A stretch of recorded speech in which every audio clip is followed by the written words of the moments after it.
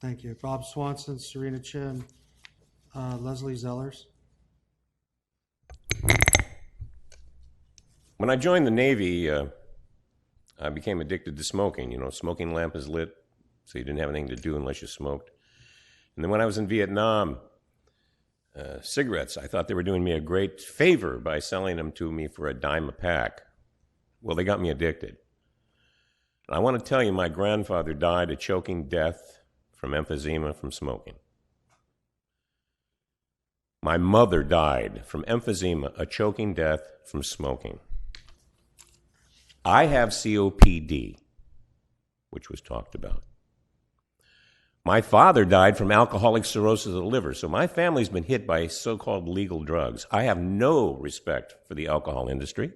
I have no respect for the tobacco industry. But a nicotine vapor device saved my life. Among you all, I used it for 1 year in 2005. I made a rule that I would use the vaporizer during the day and smoke at night. I was what they call a dual user, and I did that off and on for a year. But after I started using the vaporizer half-time, all of a sudden I noticed I didn't choke when I went to bed. I didn't have to sleep semi-sitting up to keep the fluids from my lungs from choking me.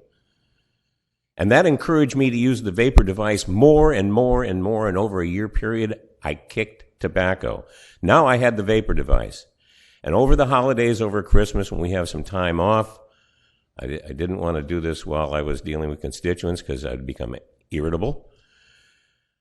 I kicked it in 2 weeks, and it was a lot easier to kick the vapor device. Now, this is a life-saving tool, and it's being demonized. And I believe it's being demonized for wealth care, not health care.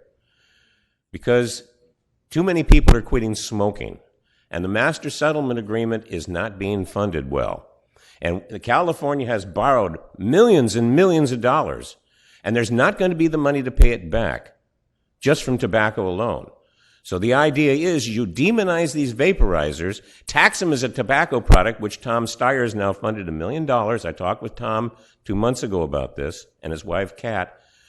And they were very surprised to find out that Healthcare England has declared them 95% safer. Their lung association, their cancer association, all their health associations are 100% behind this. There's something wrong here. Something's out of balance. And calling a vaporizer a tobacco product is absurd. They have nicotine in it, but so does eggplant. You could extract nicotine from eggplant, from potatoes. Are they tobacco products? No. The caffeine, I'm sorry, thank you very much. Yeah, good, Bob. You know the rules. Bob Swanson, Melinda Morse, Serena Chin. I'll be brief. I don't like tobacco. Being strict on tobacco is a good thing. But including vaporizers in tobacco ordinance is not a good thing, and I would like to see that taken out. They're not a tobacco product, just because it has nicotine in it. Tobacco is a plant. Nicotine is a chemical. You can extract it from many, many plants, just like caffeine, for example. Caffeine is in Coca-Cola, but we don't call it a coffee product. You know, you can extract caffeine from many, many different plants. Matter of fact, Coca-Cola extracts it from other than coffee.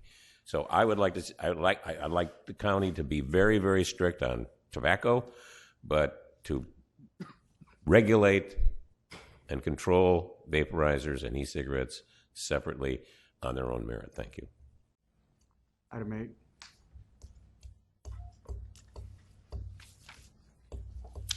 Item 8 is the second reading of an ordinance. Don't need to read it yet. I have 2 speakers on the item. Bob Swanson.